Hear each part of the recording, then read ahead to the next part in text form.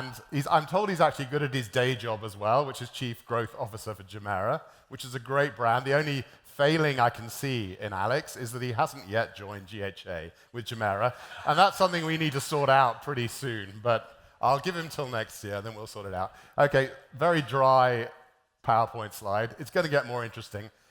Maha's talk, I'm not sure this is still in the room, fantastic talk about emotional connection and building a brand. And I think in loyalty, we love our data.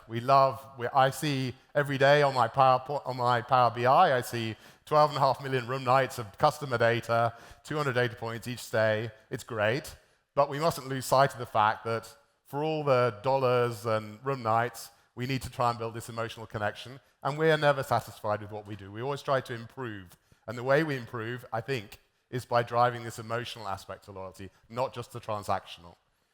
I've got a great panel coming up. I'll just talk a little bit about a couple of things. Great. Set some context around loyalty. So this is a competition now, competition elements. It's not open to certain people I will look at who know where that hotel is, but anyone who does not work for this group that happens to operate this hotel. It's one of our beautiful hotels. It featured in the most recent series of White Lotus, which is a big clue. Anyone who can tell me which hotel it is will get titanium tier status in the loyalty program and $100 discovery dollars, worth $100 US at any of our lovely hotels, maybe even at Jumeirah next year, but for the time being at our lovely hotels. Who would like to put up their hand and tell me which hotel this is? Man over there in the black shirt. Without Googling it, by the way, I should have mentioned that. No Google Lens searches, please, people. Anantara, Boput, Koh Samui. I guess you're allowed to do it, Judith, even though you are kind of a friend of the family. You can have titanium status and $100 if you find me afterwards. Very good. So I want to just put a little bit of context around loyalty. When people talk about data, and we're obsessed about data, when people talk about data, the question you need to ask, first of all, is where is the data coming from? What's the source of this data? Is it clean? Is it comprehensive? So what's the source of the data I'm going to talk to you about today? It's this. So it's the data that comes from this loyalty platform. So we have a tech platform that is deeply integrated into these 850 hotels here. So we connect to the PMS system of every hotel. We see every member check out every day. It's not complete data. It doesn't give you the whole market. It's very much focused on luxury and upscale, because that's always been our focus. Around 70% of our hotels are luxury and upscale hotels. So we're going to be biased in that direction. But there are actually more luxury and upscale hotels sitting here in this group of brands than there are in Hilton or IHG or Accor or Hyatt. It's a pretty big alliance, but we don't really cover the whole market. As of today, we have 32 million members making these stays, 850 hotels. This time next week, we're going to be joined by Rotana, which is adding another 1 million members, another 50 hotels. Thank you, Rotana. I know quite a few Rotana guys are in the audience. Why do we have loyalty programs? Why does it exist? Well, I can think of 3 main reasons which I sell it. I don't think Booking.com are here. I sat on a panel. The first conference I did, no, the second conference I did this year was in Adelaide, and I sat on a panel with the head of Booking.com and the head of Expedia for Asia Pacific, and I said to these guys, I want to thank you. And they said, why? I want to thank you because you treat independent hotel brands so badly and charge them such high fees that they all want to join my loyalty program. And I thank you for that. And there was kind of a silence in the room. I think panels are much more fun when they're a bit combative, when people aren't agreeing with each other. So I'm hoping that my distinguished panelists will do the same. And please feel free to disagree with them. We'll do some Q&A. Anyway, number one reason that people join, this is what I call the CFO's favorite reason, rather than marketing favorite reason, is cost reduction. And does it actually work? Well, I've got some data. So this is the whole of the last 12 months. We have 4 tiers, 4 public tiers in the loyalty program: silver, gold, platinum, titanium. Nothing very creative or clever about that. Silver's the enrollment tier. If I look at the data of people who stayed, members who stayed in the hotels over the last 12 months, in the enrollment tier, just over 50%, a scary, scary number, 50% came through OTA channels, okay? But as soon as you get to gold, which is only 2 stays or $1,000 spent in 12 months, it's down to 4% through OTAs. Get to titanium, it's 2%. I'm not saying this is because GHA is wonderful. I think most big loyalty programs achieve the same thing. But it's a great reason. This is the CFO's favorite slide. I always say when I present this, your CFO will like this. Forget about marketing. This is brilliant, yeah?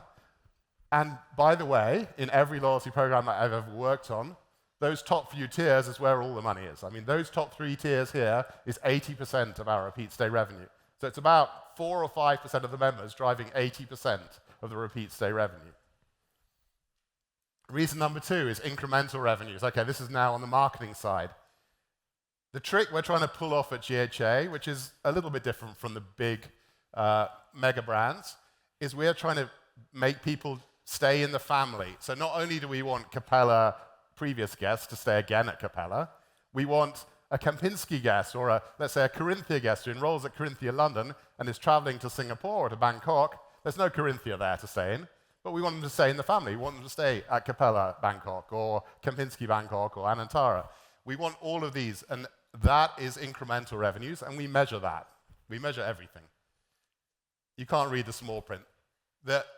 Take the first hotel there, Park Royal Collection, Pickering, Singapore. It's a 367-room hotel. It's a decent-sized hotel, beautiful hotel.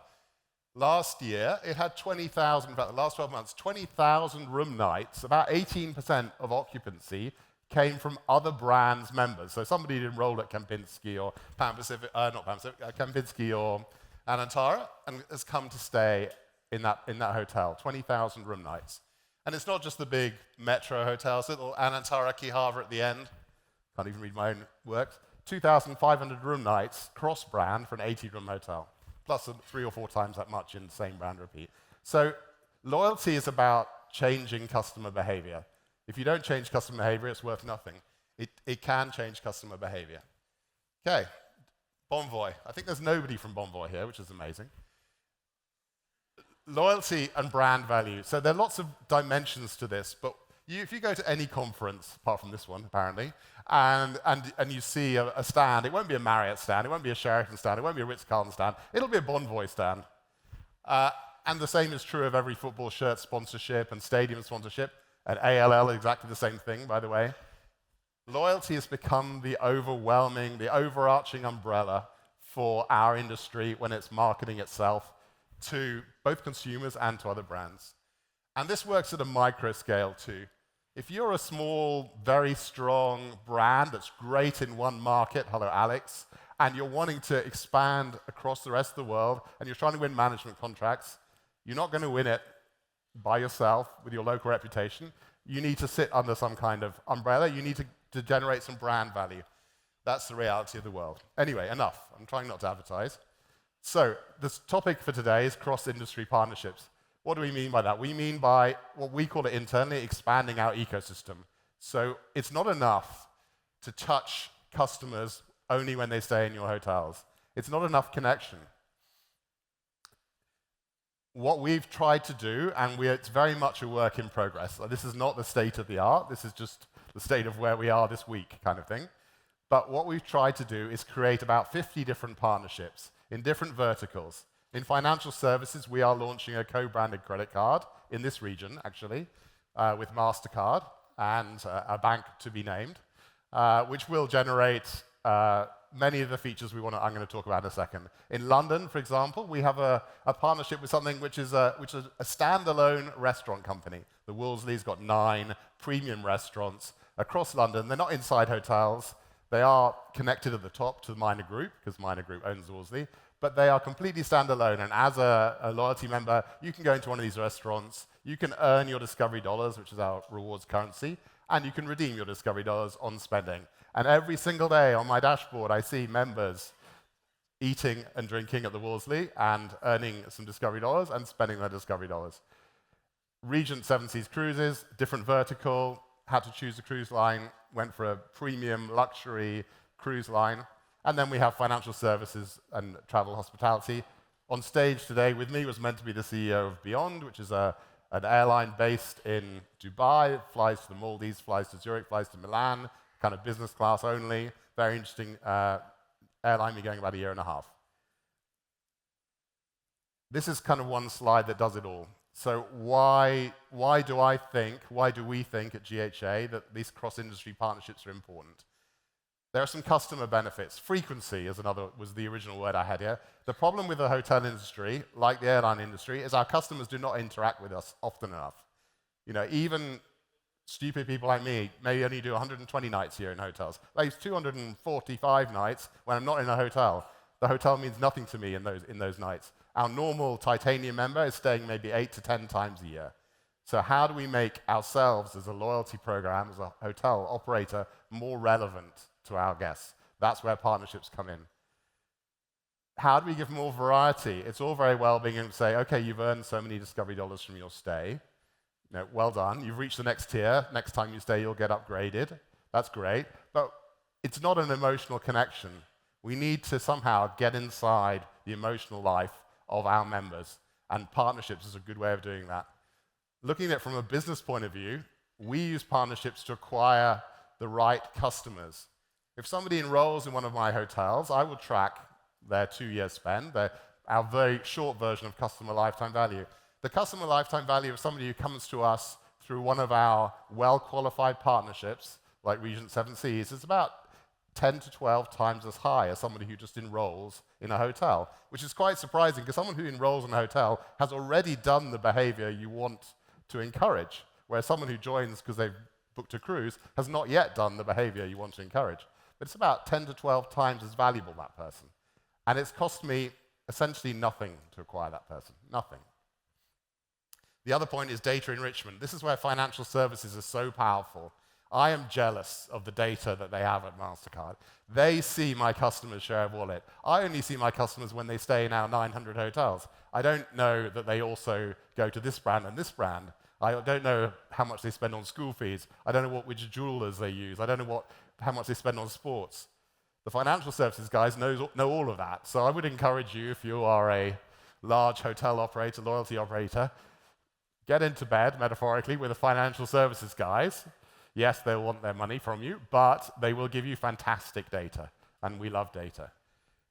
Positioning is something else we do. So we have the same problem, I guess, as Bonvoy or Hyatt or Accor is probably the good example. Accor's got this amazing range. It's got about 45 brands. I'm not sure even anyone at Accor knows how many there are these days. They add one every week. But let's say 45 brands, about the same as us. All different market levels, but they're trying to position each brand in the right place. We're trying to, in our little alliance, 900 hotels, we are trying to maintain the right image, okay? You saw the video at the beginning. It was all very beautiful hotels. Very beautiful hotels are very important for our business. Even though, boring finance guy hat on here, if I look at Kempinski, say, a top, high ADR European hotel, the biggest feeder brand into Kempinski from the whole of GHA's network, other than Kempinski itself, is NH Hotels, okay? NH Hotels ADR is probably 1/3 of Kempinski's ADR. So you will come across in our industry, I know you're all smart guys, but you will come across in our industry luxury hoteliers who still believe there's such a thing as a luxury customer, who only ever flies business class or first class, only ever pays $600 plus per night. There are a very small number of those people, but there are a heck of a lot of people sitting in our database. We have 10 million NH enrolled members.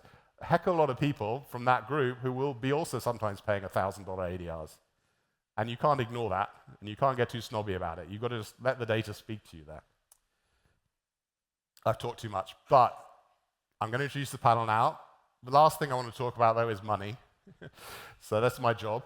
So not only do cross-industry partnerships drive behavior inside your own network, so more hotel stays, this is what we're all after, but they also drive ancillary revenues. So by which I mean selling my points, selling my discovery dollars to third parties, other kind of ways of generating income from partners. And this is very important. In our case, it's important because we're essentially a not-for-profit joint venture. So we're there to provide loyalty at the lowest possible cost of sale. How do I do that with redemptions going up and engagement going up and up? I do that by making money from our partners. We love our partners, but we also like to make some income from them. Sorry to any partners in the room. So with that, I would like to introduce two much smarter people who are going to talk to us about cross-industry partnerships. That's very, very kind. Thank you to your team. No, I'm an unconventional CFO. It has to be said. Oh, thank you, audience. I began, well, actually, I did two really unloved jobs before I came to CFO. First of all, I was a corporate lawyer, and everyone hates corporate lawyers. And then I was an investment banker. What can I say? So as a CFO, I almost feel liked, if not loved. Let me introduce. So I'd like to introduce Mete Güney, who I've pronounced his name wrongly, but he is the EVP for Mastercard, EEMEA. Have a seat, any seat. And Dr. James Mulroney, who's come all the way to us from Thailand, is a global SVP, loyalty Juggernaut. I don't think that's my chair, James. They're very hard to manage, these guys. I don't think Mastercard needs too much introduction. So I think you all know that. You probably all have one in your pocket. But I will tell you a bit about loyalty Juggernaut, because loyalty Juggernaut sits under the hood of loyalty. And it sits under the hood. It is what we call a points engine for our program, so it sits under GHA's program. It also, where's Alex? There's Alex. Also sits under Jumeirah's hood. It's powering Jumeirah's program. And perhaps more relevantly for this talk, it also powers the Majid Al Futtaim share program and a bunch of other airlines, Emirates, Skywards Rewards, Everyday Rewards. Riyadh Air, okay, plenty. So anyway, these guys know what they're talking about, so we will listen to them carefully, I hope. And I'd like to make it interactive. There are a couple of mics in the audience, I'm told. So we will get to some Q&A later on if we have time. I've got 23 minutes, apparently. So here we go. Thank you very much for coming. Just as like, I'm going to start with some easy questions, and we're going to make it harder for them, because it's boring if they're all easy questions. Do you want to just say, Mete, why don't you start? What does cross-industry partnerships mean to Mastercard? I mean, you are kind of industry agnostic. I mean, your role is industry agnostic. Yeah? So how do you view cross-industry partnerships, particularly as they touch hospitality? Thank you, Andrew. You definitely don't sound like a CFO. I really appreciate that. Well, I mean, our industry, payment services, payment technology, by default is relying on these cross-industry partnerships. We have around 3 billion cardholders, 30,000 financial institutions, and 150 million locations and millions of merchants. And we have to ensure that there is this partnership across the industry, across the ecosystem. And we use it for different purposes. Yes, first of all, to establish this ecosystem, but beyond that, for instance, in terms of cybersecurity. You know, this is a very hot topic nowadays, and you know, cyber criminals are looking for always the weakest chain in the ecosystem, and that's why we have to enhance collaboration, enhance data sharing across all the stakeholders of our ecosystem. That is one area. Another one, which is related to today's topic, is about loyalty, because loyalty is very important to, you know, for the cardholder activation and stimulating spend behavior. And this is where, you know, having multiple different industries in terms of the CVP, card value proposition, is quite critical to make sure that the card is relevant for everyday's use. If you only focus on one industry, like travel, how many times do you travel for personal reasons? Twice or 3 times, unless you travel for business. And this is not going to be relevant for the cardholder. This is why you need to have, you know, the grocery stores, marketplaces, you know, the coffee shops in your ecosystem, in your value proposition, to make this relevant for the consumers. This is why, again, cross-industry partnership is quite critical. I can give you several other examples, but I'm sure Dr. James has many others. Thanks. James. Yeah, so as a technology provider, what's critical for us is to provide our clients with the capabilities to be able to develop those partnerships. So it has to be real time, it has to be highly integratable, it has to work with everything, and it has to be fast, it has to be secure, it has to be compliant, it has to manage data questions, data sovereignty, and so on and so forth. So we have this sort of underpinning foundational way that we have to approach our view of partnerships. It's about enabling businesses to be able to go as fast as they want, wherever they want, and by whatever means. So integrating co-branded credit cards, and then integrating with a POS, a PMS, and some systems PSS, and all of these different things need to be able to come together and be secure and be meaningful for a client to be able to use that data to then advance the program and provide new benefits and privileges and what have you according to the program sort of mechanics. So for us, it's all very much about enabling our clients to be able to do whatever they envision to do. And what I'll also add on to that is we spend a lot of time with clients understanding not just how our roadmap and our vision as a product company and what we're going to develop and what we think is relevant for the industry and how to use AI, but we spend a lot of time asking clients what they would like to do too and build into our platform things that clients actually want. So if Andrew says to me, I need to be able to have this capability, we try to understand that and then develop that so that we are always providing not only what our clients want, but also what we think is relevant to the industry globally, actually. Yeah. Yeah, I don't want to be too nice to James, but I have to say he is very responsive. So we do come up with new ideas, some of them crazy, some of them not. And he has a large team of people, large team of software engineers, I don't know, 200 maybe, working for you. And they are very quick at throwing new features into the product, if I can call it a product. Yeah. And there's been a huge amount of talk about AI. We'll get to AI in a minute. One of the advantages, or maybe it's a disadvantage, I think it's an advantage. One of the advantages we had is just before COVID, we decided we're going to invest a lot of money in relaunching our loyalty program. We basically kind of almost threw it out the window and started with a clean piece of paper. And one of the elements we were grappling with is everyone else seems to have points and free nights. Shouldn't we have points and free nights? So we did a little tour of the world, pretty much the whole world. We're in the Americas, we were in Asia, we're in Europe, went down to Cape Town, and asking customers, focus groups, our customers and also Bonvoy's customers, another shout out to the absent Bonvoy, what they wanted. Do you like your loyalty program? What could be better? What could be worse? And it was an interesting set of responses. So one of them was, we like the fact that we get something straight away. So we like the fact that there is a transactional element. They wouldn't put it like that, but we like the way there's a transactional element to loyalty, that we get these points straight away. What they didn't like was that evil CFOs like me would devalue the points every 6 months. So someone says, I've got 20,000 points in my wallet. I can go and stay at, Ritz-Carlton Maldives for one night. And then suddenly they look again and it's now 30,000 and nothing's happened to their wallet, still 20,000 in their wallet. So one decision we took then was that we need to be more transparent and simpler. And we made a decision, which hurts me every day as a CFO, which is that we have a points currency, which is actually just a currency. So we have our points are called discovery dollars. One discovery dollar equals $1. It's worth that much off your folio. End of story. So I can't devalue it unless I change the name or do something really horrendous. So I'm stuck with this decision, which is a disaster for finance, but it's good for customer transparency. And I think what we saw from Maha and from a couple of other talks recently is that there is a huge drive towards transparency and simplicity in our industry, and in fact, broader than our industry.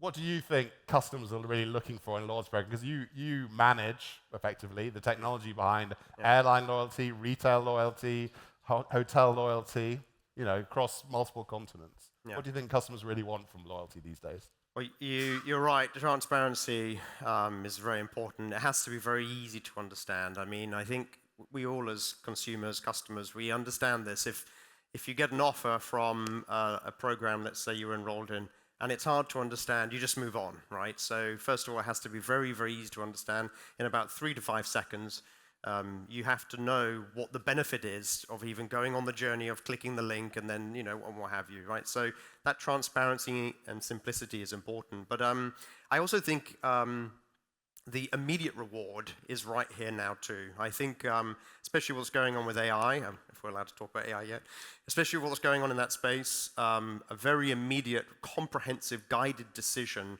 is coming through thick and fast when you use these AI prompts. So you're getting a lot of information condensed and shaped for you based upon very few parameters, and it becomes very comprehensive. So this is now what is challenging loyalty programs or loyalty platforms pretty much around the world. Everyone's talking about how do we integrate that. So, and I'll just I'll hand over in a second. So just upon that, I think though is on that basis, how do we connect the entire journey? And we're talking about partnerships and great. So you go to stay at the hotel, beautiful hotel in Koh Samui. what benefits did you get necessarily, or perhaps on the way there? Let's say you went from Dubai and you flew out of Dubai, you arrived in Bangkok airport, and then did you get a benefit from that? Did you get a benefit in duty free? Was there a benefit from your taxi? Was there a benefit in the boat? Linking this all together is sort of the golden chain, right? We talk a lot about personalization and hyper-personalization, and I think we're still looking for how we get there. But linking together partners in order to provide benefits and rewards and privileges to our customers, they go along this journey, I think is a lot more attainable and a lot more realistic than being able to necessarily individualize to every single person, which is something we're all doing, and we even have technology that does that. But I do think that that partnership golden chain, once you link that together, it provides the experience and it provides the repeats that you're expecting to, and probably not just on that small percentage at the top in that titanium and platinum category or tier, but you start to monetize that long tail, right? You start to get others from that much larger group coming back because they understand that they're getting some benefits and privileges and rewards from the experience they have within that partnership group. So that's the sort of stuff we talk to customers around globally. I'll have an airline that's saying, oh, I need ride hailing here. I need to get into it within a hotel, and I have the same conversation around hotels and wanting to partner with banks and credit cards. So everyone's seeing the benefit of bringing those together. So these are the conversations we're having. Yeah, and so to wrap that up, the technology has to be there, right? So if the technology at one point along that journey, that value chain says, well, we can't integrate with the POS. We only do PMS, or we can't integrate with that system. It has to be a batch process, so we could reconcile it every few days. That's going to really start to hurt the experience. So you're moving from transactional to experiential rewards, and so you've got to have the tech that's being able to be plugged into data, service, contact centers, web, mobile, BMS, POS, whatever it is, in order to be able to provide a seamless experience with all those partners working together. Sounds simple to talk about, it's actually quite complex. Yeah, in some ways it is simple, because our experience anyway, talking to partners in many industries, is they're all interested. They all like the idea of this well-qualified database, in our case, 33 million people, who basically have spent a lot of money or prepared to spend a lot of money. They want to be partners with you. But as you say, the execution can be very difficult. Because we are going outside our industry by definition. They don't talk the same language technologically, and unless there is some kind of bridging technology, trying to get daily reconciliations, trying to get, in the case of the restaurant group, the Wolseley group, the issue we had there was no PMS, obviously, because it's not a hotel, and we don't integrate with POS systems. We just rely on the PMS to drag into the central PMS all of the point-of-sale information.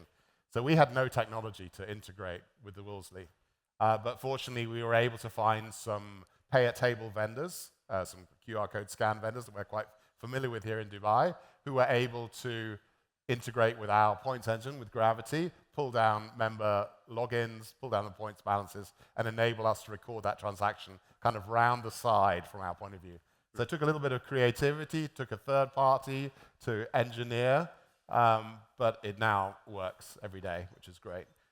Mete, what are you seeing in this? Wow, what do you think? I think James covered almost everything, but still I want to say a few things about the consumers, changing behavior of consumers. But if you look at our transactions today, almost 50% of all transactions are e-commerce. That's a major shift, and it will continue increasing.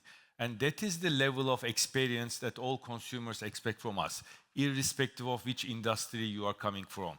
Everything needs to be instant, everything needs to be real-time, and everything needs to be delivered in a very seamless fashion. And that is how also your loyalty program should be designed and executed. And thinking about consumers, I think today's consumers is really under a big problem because they are overwhelmed with so much information, so many different offers, so many different loyalty programs. And believe me, in fact, consumers don't like thinking. 85% of our decisions are subconscious. I'm repeating, 85% of our decisions are subconscious. This is why experience-oriented loyalty programs, loyalty offers are much more relevant if you want to kind of be remembered, and if you want to have this sticky relationship with your customers, the transactional things will be forgotten very easily. Let me give you another detail. Everything you hear in this conference, you will forget 50% of them in the first 1 hour. And by tomorrow, the same time, 80% of this will be gone. We forget very easily. But if you want to be remembered, then we need to touch something, something emotional. This is why when we construct our loyalty programs, everything we need to focus on will be designed to offer this emotional experience in order to stay relevant and being remembered. I think this is super critical. And in order to make it, we also need to take care of the simplicity aspect, because again, human beings don't want thinking a lot. They don't keep many things in their brain. And they also want to have this trust element. This is why the transparency is quite important, to have this trust element developed between yourself and your clients. It's quite interesting hearing you talking about emotional connection, because in the same way that CFOs are very boring, payment providers are also very boring, in my view, in general. Thank you. Public perception, exactly. Because, you know, it's just a transactional service. So, and here's this guy somehow daring to talk about emotional connection. And maybe I think Mastercard has done a clever positioning job with Priceless and with all of the offers you do. You know, I receive offers saying I can, you know, try and bid for a seat at that stadium or that event, or I can go to Formula One. So you've done a good job of bridging that gap, I think, and it's maybe an example to us. If something as boring as a payment system, let's face it, compared to a hotel, which is generally sexy and interesting, if something as boring as a payment system can actually encroach on that world of emotional connection, then surely we can, obviously, as hoteliers. I think you should also consider a career in marketing, yeah? Not diplomacy, though, I don't think. We've only got 8 minutes left, and we haven't talked about AI, apart from James tried to sneak it in a couple of times where he was shot down. But it is pretty much illegal not to talk about AI at a hotel conference these days, or indeed any conference. So, and we do genuinely use AI. At the moment, in terms of what we do with AI, what I call real AI, we really only use it for fraud protection, anomaly detection, this kind of back of house, you know, what's going wrong is somebody trying to manipulate the system. In terms of marketing, we've used machine learning and clustering for a long time. I query whether that's really AI. I mean, 15 years ago, I wrote an article about how marketing should be using machine learning. I haven't yet seen AI providing any lift by itself, but there are a lot of AI tools we could be using.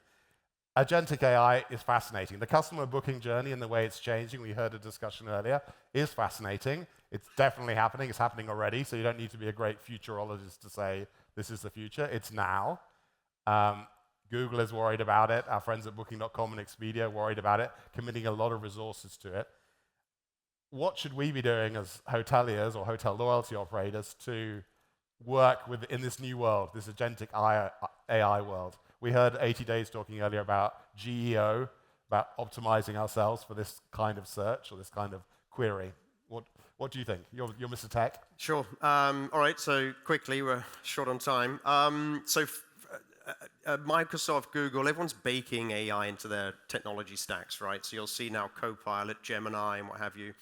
So we're a technology company that provides a platform. We've done the same thing. So now we're enabling, we've got two things that we have to consider.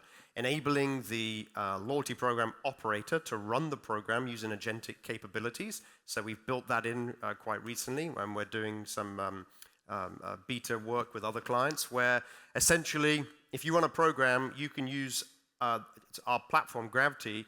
You can communicate with it in the way that you would, let's say, with Gemini or Copilot or ChatGPT or some of these other things about your data, your program's performance, its metrics, and what have you. So we've already built that into our product, but it's then enabling you to actually use an agentic process with your customers. So we have to go further upstream as well.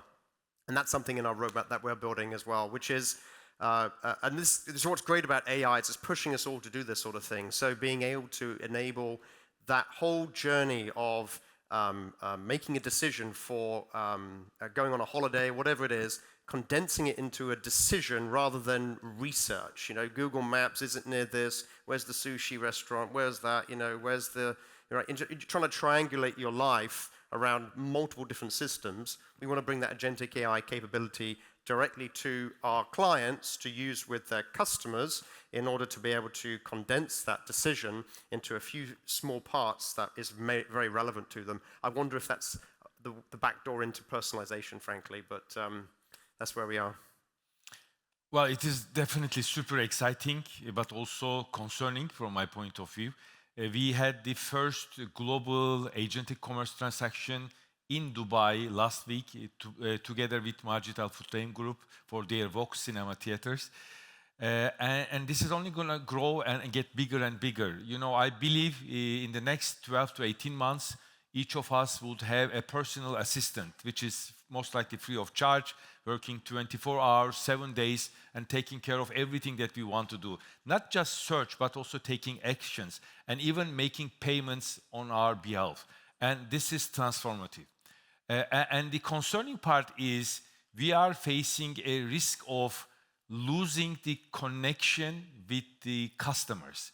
This is exactly the threat that you are facing with Booking.com, but it will even grow bigger because these AI agents will talk to each other, or they will do screen scraping or do the search on their own and even make the booking on your behalf without you understanding what is going on.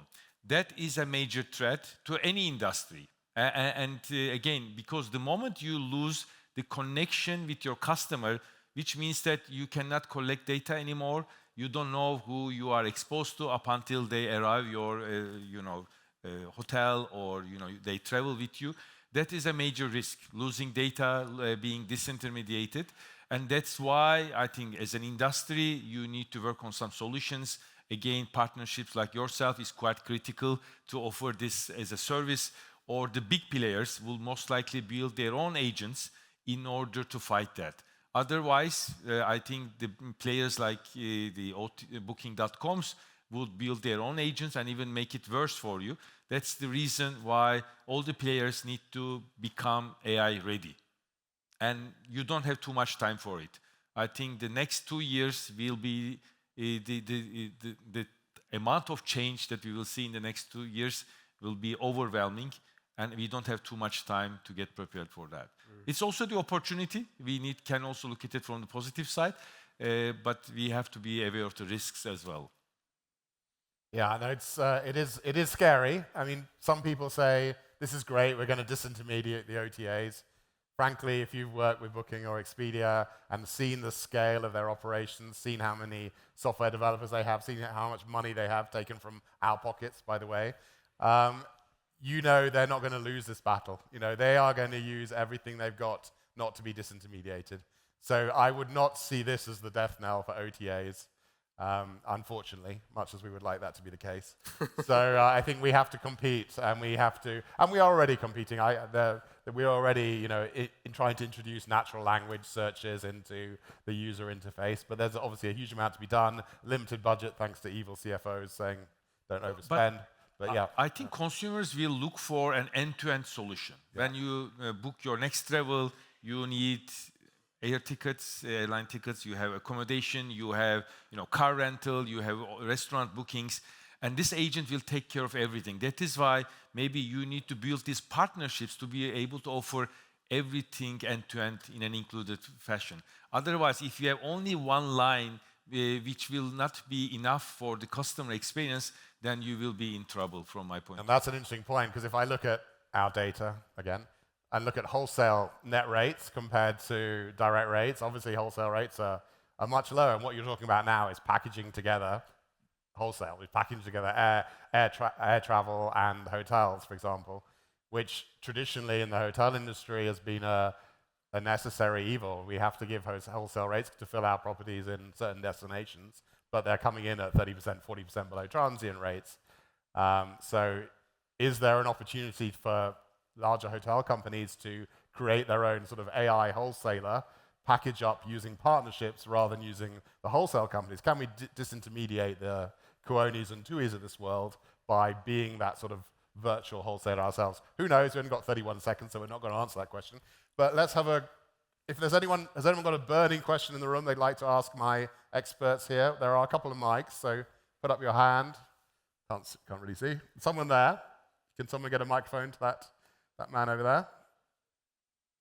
Or you could just shout very, very loudly. I don't know how loud your voice is. No, he wants a microphone. Can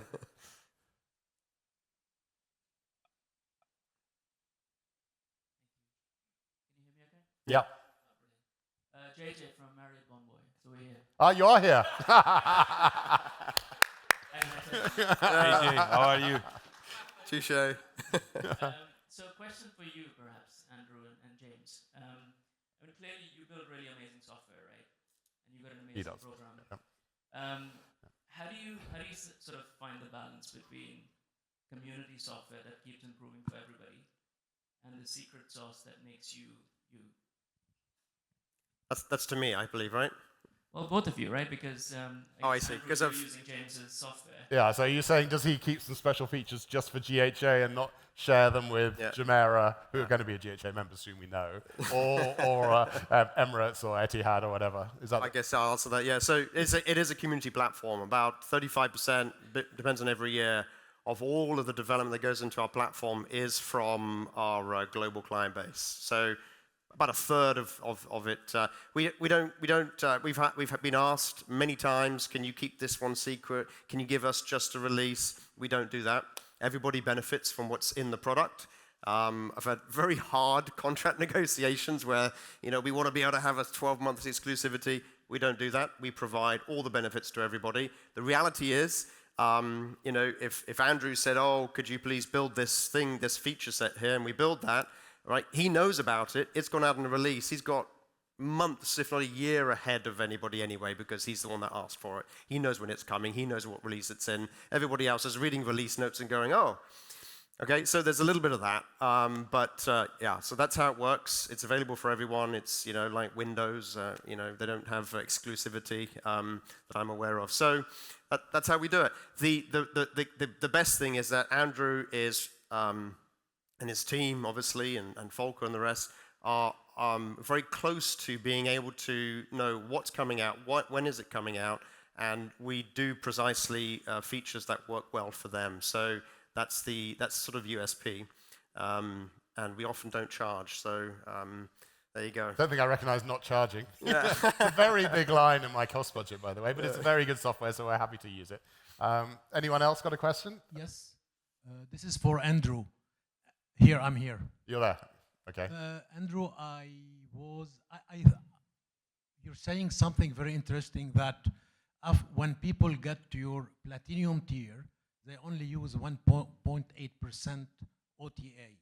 So I have a good idea for you. Why don't you begin with the highest tier and go down like this? Really, this is because people will get to you, and after they will go down if they don't keep the tier. Just an idea. So it's an interesting question. So what we do with our partnerships, especially our premium credit card partnerships or our cruise partnerships, where people are writing big tickets to get the card or very big tickets to get the cruise, is we will fast track all of their bookers or all of their members to our elite tiers, which may help to encourage the right behavior. With the daily enrollment, we enrolled 1 million people last month. We're not going to make them all premium tier, but we do educate them. So what we do, particularly with regard to OTAs, there is a general rule in our system, which is the same as our friend at Bonvoy and ALL and the others, which is that if you've booked through an OTA, you don't earn points, you don't get your benefits, you can't use your benefits. But what we do out of the generosity of our hearts, because we don't charge the brand for this, is we give you points, even if you come through an OTA, if it's your first stay. Why do we do that? We do that because you then can educate them, say, look, you've earned some points now, you've got $56 sitting in your wallet, you can use it on your next day, but only if you don't book through an OTA. And you will only get your benefits in your tier if you don't book through an OTA. So it's an education process. And by the way, it's not bulletproof. Not everybody. If we do the analysis a different way, I'll give you the underhood, a different way. If we look at everyone who enrolled through an OTA in the last 2 years and then came back, how many come back still through an OTA? The answer is 60%. So 40% shift to a good channel from our point of view. 60%, unfortunately, are still using the OTAs. Why is that? The OTAs have got massive choice. They've got good price parity or better prices. They're fantastic design websites. Sometimes people just don't understand as well. So, but we've got 40% shifting, and we know from our other data that if a non-member comes through an OTA, makes a stay, and doesn't join, only 10% come back direct. So 10% direct versus 40% direct is the behavior change that we're looking at. And we have to educate people to understand that system, and some people get it and some people don't. Some people don't care about loyalty. What an inspiring way to end the loyalty talk. Some people don't care about loyalty, but enough people do care about loyalty that it's worth it. So, Alex, please join, and please come to the stage. Thank you so much.